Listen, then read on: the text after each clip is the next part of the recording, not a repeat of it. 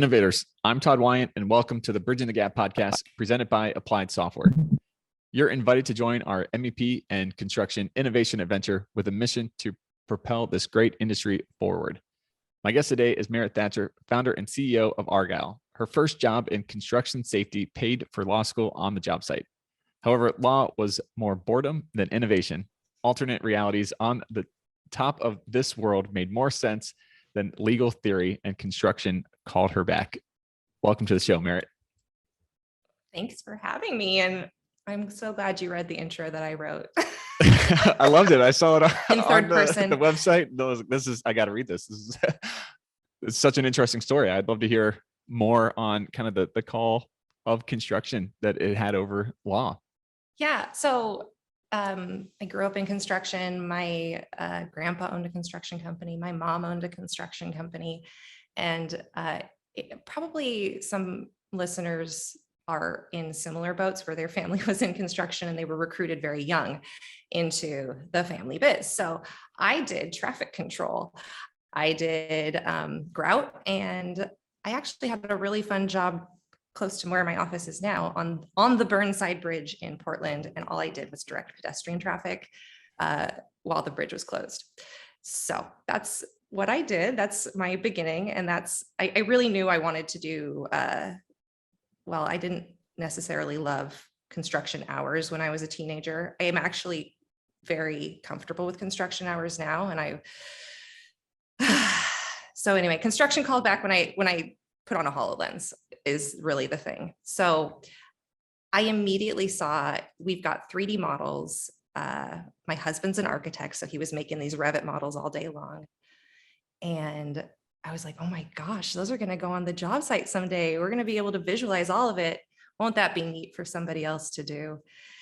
And then, so family business wise, all we'd ever known was family business. So here's my husband and I talking after hours when I'm an attorney, he's an architect.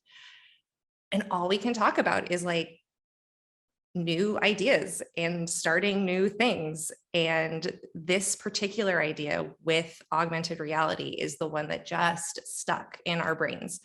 And fortunately, Logan is an incredibly clever mathematician and self-taught coder, and he figured out how to get the models to align to the job site, which had been really a big struggle. Mm-hmm. And that's how we began the company. Is once we'd figured out that piece, we knew we could take it all the way. Yeah, really interesting. So what was one of the kind of the biggest hurdles then to have to overcome in those early days? Oh, there were so many. I honestly feel we were blessed with that founder optimism in the beginning. And I don't think we even realized what a challenge we'd taken on. But hurdles, I would say, would be things like funding the development of a new technology. The way startups kind of traditionally work is you're supposed to build a very tiny MVP, get proof of concept, build on that and build on that, mm-hmm. To prove that you have product market fit. Okay, that's not what we did.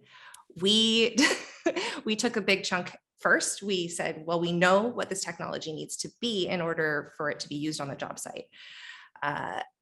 We can't give them a half-baked product. We need to give them a full-baked product, because otherwise it's not really innovating their process. It's adding more burden to their process. We actually need to compete with a tape measure and paper plans. Right. So to do that, you really have to build something incredible. We saw a great proof of concept for augmented reality on the job site through, some early folks on the scene. Trimble had their product, and it was already proving itself to be really useful in these small use cases, in these small meetings where you want to just see, just the MEP for one room because there's going to be a really tight access zone and you want to make sure everything's clear.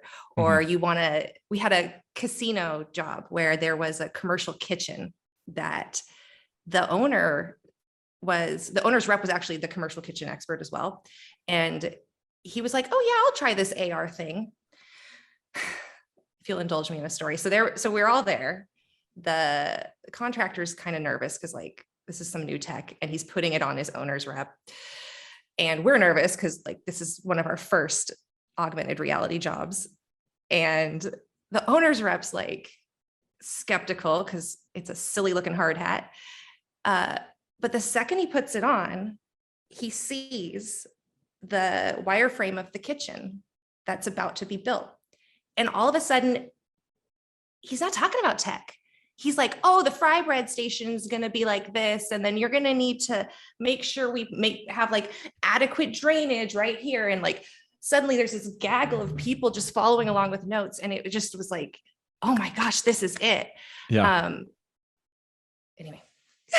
I love that. I love that story because it's really bringing, it's moving past the technology and making it just a natural flow of the conversation and bringing it to life in a way that has not been possible in the past.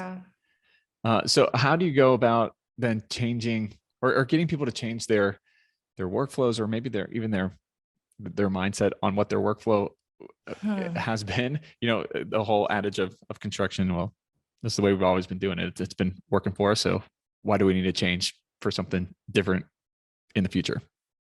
You know, it's funny. I don't try to change anyone's workflow. Maybe I used to. So my background in wills and trusts, everyone dies. So I became a really cool salesperson because I could just say, you know, you can get a will, you can get a trust, or you can get probate. I don't really care. And they were like, oh, she doesn't care. She's just trying to help me.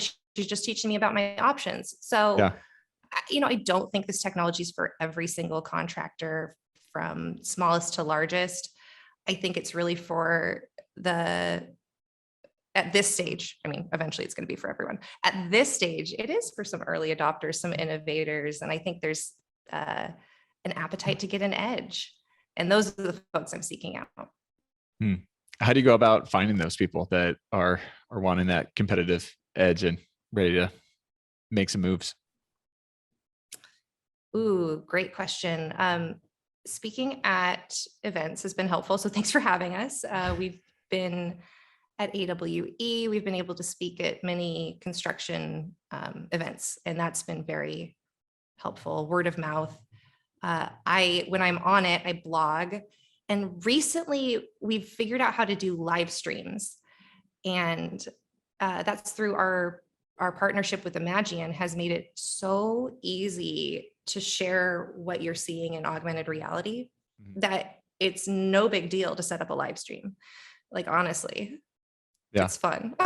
I'll be doing one later today for DPR.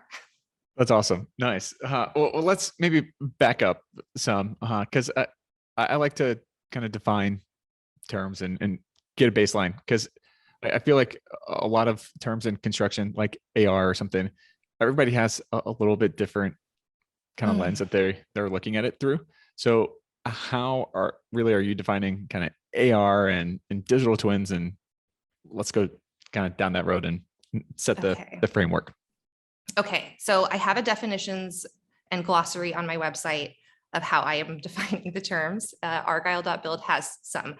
And if I veer from those, it's only because this technology is changing. So for me, for construction, augmented reality it's like, honestly, a term I don't know that the industry is even going to use. It's just going to be for them, part of project management, part of BIM.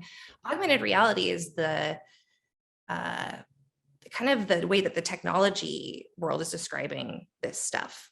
And because augmented reality has a spatial component, they're going to talk about it as part of project management, and part of the term I'm coming up with is spatial project management. Okay, nice. So spatial project management, that's, you're using that as more like the kind of the practical side of things, just in everybody's day-to-day, you're able to see what's actually happening on the job site versus the plans, or maybe lean into that a bit more. Yeah. Okay. So the coolest thing is we're augmenting very big buildings and big spaces. We're not in Argyle, we're not limited to just a small part of the building. And what that enables is an internet of the job site. Essentially, it's a new way of computing and interacting with your space. So in this big office, I have the entire 6-story building, and it's got 2 wings. And when the architect wants to make an adjustment to the tenant improvement at the restaurant that's going downstairs, we can just do that in BIM and have it appear visually here. Mhm. When data is tied to real space, you're enabling a whole new method of computing so that in the future we can see what happened at this space. We can click on that column and see its history, it's how it's been built, what type it is. We can find parts to things. We could click a link in our mechanical system and order a new air filter right there. Nice. All of that is possible with spatial computing. And that's augmented reality is that, but augmented reality sounds like a toy. That's true. Yeah. So how does that really change the way people are going to do kind of coordination meetings and just your day-to-day stand-up meetings on a job site? Ooh, well, I already see it changing. We're traveling to the job site less. We are saving money because, like I said, folks like Imagine have made these incredibly easy AR conferences. So you can see what I'm seeing on the site through my own eyes. You can click on things from your computer. That's happening today. So eliminating. We had Adrian on the podcast a while back, and he showed us some of it. There's some cool stuff there. It's like we can talk about it all day, and it no, you just need to try it. Just do it. Do it. So yeah, less travel. We're going to have faster time between coordination. So if you're out on the job site every week, now you can do it. If you have a question, it's not delaying everything. You can immediately tap in the engineer, the right person to answer that using visualization on site for everyone. Yeah. Nice. So I imagine the last 2 years saw a big kind of awareness of it and people more open to really testing it out and trying it out. How do you keep people, really excited and kind of intentional about it and not falling back into what they did before the COVID lockdowns and everybody having to go remote? Oh, that's so tough. Yeah, if I figure that one out, I'll let you know. I think it's just patience. I mean, I'm here for the long haul. Behavior change takes time. And so right now I'm more we're less developing and more learning. Now that I have a product that's super sweet, I'm in the mode of watching people use it and saying, okay, here's how I'd make it even better. And I think, so the way people are using it is still in isolated meetings. My dream, my hope, and what I have enabled with this technology is that you will use it kind of like a daily vitamin. Just pop it on for 5 minutes when you do your walk and you will notice things. At that casino project I was talking about, we were there for the commercial kitchen, but because we have everything in the model, we were casually walking around beforehand, aligning it, making sure it looked good. And we were like, hey, we noticed like there's something stuck to this wall, like there's some sinks here. Is there supposed to be blocking? We don't see any blocking. And the project manager's like, oh, well, damn, yeah, that's right. Yeah, thanks for pointing that out. That kind of stuff happens. It's your own builder's intuition, your own intelligence, plus this superpower of seeing the model on top of it. It's chef's kiss. Yeah, I like it. What do you think is one of the biggest hurdles in adopting AR for firms kind of at a wider clip for the industry? It's the fact that it's still a head-mounted device, at least for us. We're moving it to iPads and iPhones. That's a very comfortable technology for people. Hard hat's still not like, it's still hard for people to think about putting that device on their heads. And I think HoloLens and head-mounted are going to be super useful for people using their hands. But when we're at that stage where we're not really aware of what this technology can do, I think getting it on mobile devices is the absolute game changer. I mean, already we have AR devices in our pockets on the job site, like almost every person on the job site.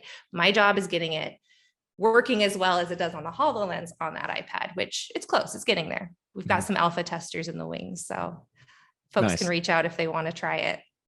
Nice. Yeah. I'm all for making it as kind of easy and simplistic, attaching onto what are the methods that people are already using. I think when we can tie into that, to your point, you said you don't try to change people's workflows. I think the more we can kind of adapt the technology to what they're already using, the quicker you're going to get adoption. I think, in time we can tweak around with maybe this workflow needs to be changed and overhauled, but to get the technology adopted quicker, attaching on to what they're already doing it's smart. It's the way to go. Yeah. Okay. So we talked about hurdles. What about some opportunities that people might not be aware of? And then kind of playing off of that, what's kind of the first recommended step in starting to use AR? So our expertise is aligning data to the job site. We started with BIM, but we're learning an incredible amount of things to put on this job site: scans, IoT. Like, we have demand everywhere, all over the spectrum of things that you can put on the job site. So opportunities abound. The way to get started is to try it yourself. And that is something we're trying to make easier and easier for folks. Number one, we'll get it on iPad as soon as possible. But if you are someone who has a HoloLens, then it's free trials. And, check out, there's so many great companies. I want to give a shout out to Imagian, because I truly think that the conferencing ability is fascinating. We met a company at the Next Coalition, BitRip, who they're making like QR codes out of the sticky tape. It's fascinating. It's not quite QR. It's a different but similar technology. So there's a lot out there. It can get overwhelming, but try it out. What a cool job to have. Yeah, I love it. So I want to pivot and kind of zero in on just kind of innovation and construction in general. That's one of the themes that we talk a lot about here on Bridging the Gap. And we do it intentionally because I think a lot of people, they don't think of construction as being innovators and creative problem solvers, which is not true. So what do you think of with innovation, and then where does it become practical in construction and not just a kind of a fun buzzword to throw around? Yeah. And I think, okay, so our acronym that we're really focused on right now is most advanced yet approachable, Maya. We built something really robust. I'm really proud of it, but because it can go everywhere, it's part of my job right now to show people that I've made, instead of calling it a car and they're not familiar with a car, show them that I made a really good horse. I did make a car, but it's a really good horse.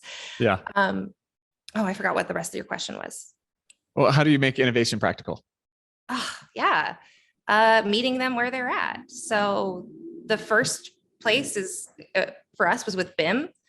And the companies who are really embracing BIM and meeting them where they were at. And that's how it becomes practical. Yeah. So I saving money, saving time, saving rework. All big things to save in construction for sure. I love the illustration that you used of not saying, hey, I just built this shiny new car when they have no idea what a car is. Yeah. But meeting them where they're at of, hey, it's a horse, but better. It is. This is what you're used to. But it's enhancing that, and it's just taking it to the next stage. I think, that's great. I like that a lot. So if I could give you kind of all construction power here, and you could innovate one thing in the industry with like a snap of your fingers, what would you pick to innovate? Mental health. Oh, okay. And how so? Our suicide rate's high. Drug use is like, if you're injured, there's just so much we can do better for mental health of construction workers. Yeah. And I don't know that that's going to be an app. Like that's going to be a culture change. Yeah, I'm just so proud to be in the industry and to be back in the industry. And I feel like my time out of it and being a lawyer has given me, some perspective of just like caring for ourselves and for our humans. I mean, we all end up dying. So let's make it a happy life for us. Yeah, no, I agree. I think one of the cool things that I've seen, especially over the last 2 years, is more people are talking about, their experiences and what they've gone through on mental health and just kind of in general, and how to bring about a needed culture change in the industry, and how to, I think construction has for a long time had the like leave your problems at home. Once you step on the job site, you're a worker. You're not a human. No emotions here, which obviously everybody has a job to do and you got to do the job, but we all carry ourselves into our work as well too. And to try to check that at the door is just not realistic. You got to make room for the human side of everybody. Yeah. Because it's there. It's there apparently. Right. Gosh. Yeah. So I think that's great. So how do people find out more information on Argyle and connect with you? Our website is argyle.build, and you can sign up for a free trial, or if you're not ready for that, there's a newsletter and we'll keep you up to date when updates like iOS come out. Awesome. Sounds good. Well, last question for you. What does innovation mean to you? Oh, I mean, Maya, most advanced yet approachable is innovation. Yeah. That's what my kick is right now, at least. Yeah. Got to convince them that I made a better horse. That's right. That's right. Well, the approachable piece, that sounds, I think, way more simplistic than what it actually is. It's true. Innovation sounds, if you're truly innovative, it's going to almost not seem approachable on the surface. And so you have to be really intentional to make it approachable. Yes. The approachability is by design. It's not by, as charming as I am. It's not just me. Yeah. It's work. So yeah. So I lied that was my last question, because that made me think of another question, but how, okay, on the I'm approachable aspect of it, how do you intentionally kind of design the approachability in innovation and technology? Adopting the grandma tester mindset, adopting a mindset of like having absolutely no time for my app to do anything else but work. Lots of user feedback, like lots of little design choices, like animations to show alignment happening. It used to just happen, and I didn't believe it as the user. I'm like, is it really aligned? Adding an animation, you know, just little things like that. It's a lot of little design choices and a lot of user research. Yeah, I love that. Yeah, I think that visualization, that's smart. That is a overlooked thing, but you do see that and you're like, oh, I got it.